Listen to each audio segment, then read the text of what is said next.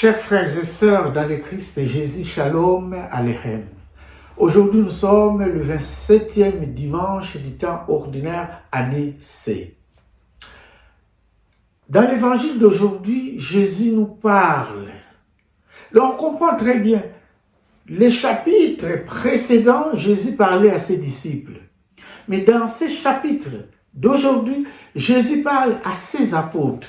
Et ces apôtres lui posent la question, lui incitent à leur répondre.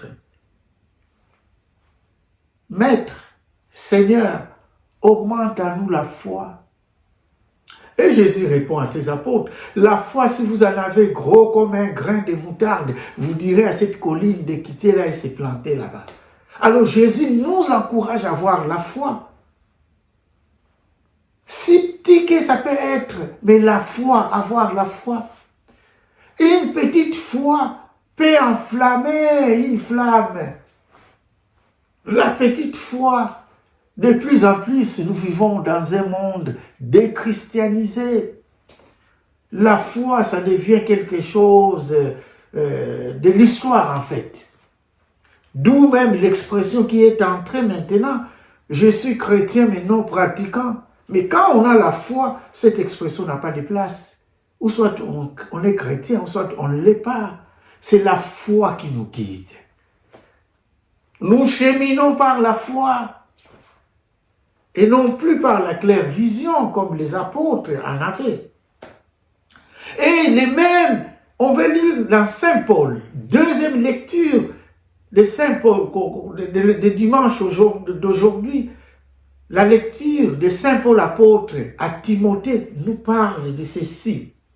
Car ce n'est pas un esprit de peur que Dieu nous a donné, mais un esprit de force, d'amour et de pondération.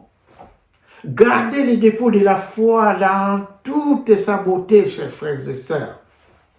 Oui, la foi, avoir la foi, ne nous épargne pas, chers frères et sœurs, des souffrances. Il y a ceux qui hésitent de croire ou d'aller à l'église, de mettre Dieu au centre de leur vie. La foi ne nous épargne rien, ni de la souffrance, ni des maladies, ni des persécutions, ni des tribulations, ni des erreurs, voire même des péchés. Ça ne nous épargne pas, chers frères et sœurs.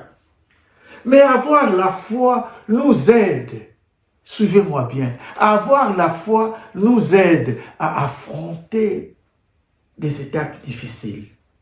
Une personne qui a la foi n'a pas peur de tomber, mais doit avoir le courage de ne pas rester dans cet état de péché. Voilà une personne qui a la foi.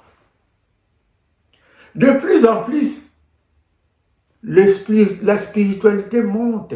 C'est de plus en plus, parfois, on devient vulnérable. Alors, chers frères et sœurs, on comprend bien dans l'évangile quand Jésus parle du serviteur. Quel est ce serviteur-là quand son maître vient du champ et il arrive, il le fait passer directement à table? Non.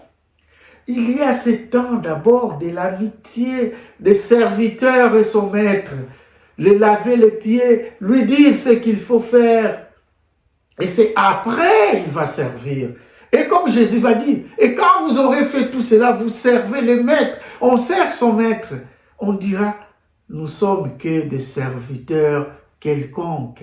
Qu'est-ce que Jésus veut dire par là? C'est cette confiance qui doit naître entre nous qui croyons et notre maître.